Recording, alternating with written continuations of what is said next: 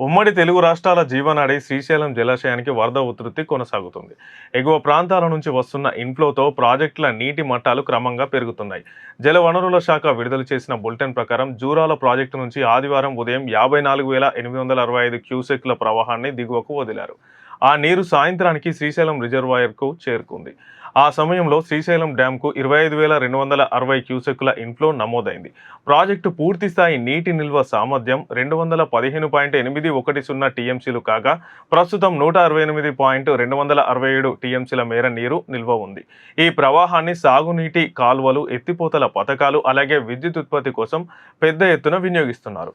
మొత్తం మీద ప్రాజెక్టు నుంచి వివిధ అవసరాల నిమిత్తం 48,765 క్యూసెక్కుల అవుట్ఫ్లో నమోదైంది. ఇందులో భాగంగా కుడిగట్టు జల విద్యుత్ కేంద్రంలో ఏపీ విద్యుత్ ఉత్పత్తిని నిలిపివేయగా, ఎడమగట్టు కేంద్రంలో మాత్రం తెలంగాణ విద్యుత్ ఉత్పత్తి కొనసాగుతుంది. ఈ ఉత్పాదక ప్రక్రియ ద్వారా 7,063 క్యూసెక్ల నీటిని దిగువకు విడుదల చేశారు. ఇక దిగువన ఉన్న నాగార్జున సాగర్ ప్రాజెక్టు వద్ద కూడా పరిస్థితులు నిలకడగా ఉన్నాయి. ఎగువ నుంచి సాగర్కు 29,250 క్యూసెక్ల ప్రవాహం వస్తుండగా ఎస్ఎల్బీసీ ద్వారా 1,500 క్యూసెక్లను విడుదల చేస్తున్నారు. సాగర్ డ్యాం పూర్తి స్థాయి నిల్వ సామర్థ్యం 312.050 టీఎంసీలు కాగా ప్రస్తుతం 176.059 టీఎంసీల నీరుగా ఉంది. ఇక సాగర్కు దిగువన ఉన్న పులిచింతల ప్రాజెక్టుకు ప్రస్తుతం ఎలాంటి ఇన్ఫ్లో లేదు. ఇదిలా ఉంటే ఎగువ కర్ణాటకలోని ప్రాజెక్టులు నిండుకుండల్లా మారుతున్నాయి. ప్రముఖ ఆల్మట్టి డ్యాం ఏకంగా 97% మేర నిండిపోయింది.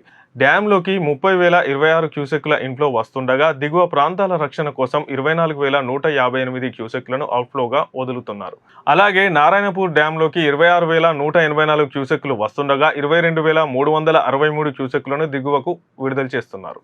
మరోవైపు తుంగభద్ర డ్యాంలోకి 8,680 క్యూసెక్ల ఇన్ఫ్లో ఉండగా 8,478 క్యూసెక్లను బయటకు వదులుతున్నారు. ఈ వర్షాలు, వరద ప్రవాహాల దాటికి రానున్న రోజుల్లో సాగు, త్రాగునీటి సమస్యలు పూర్తిగా తీరిపోతాయని అధికార వర్గాలు స్పష్టం చేస్తున్నాయి.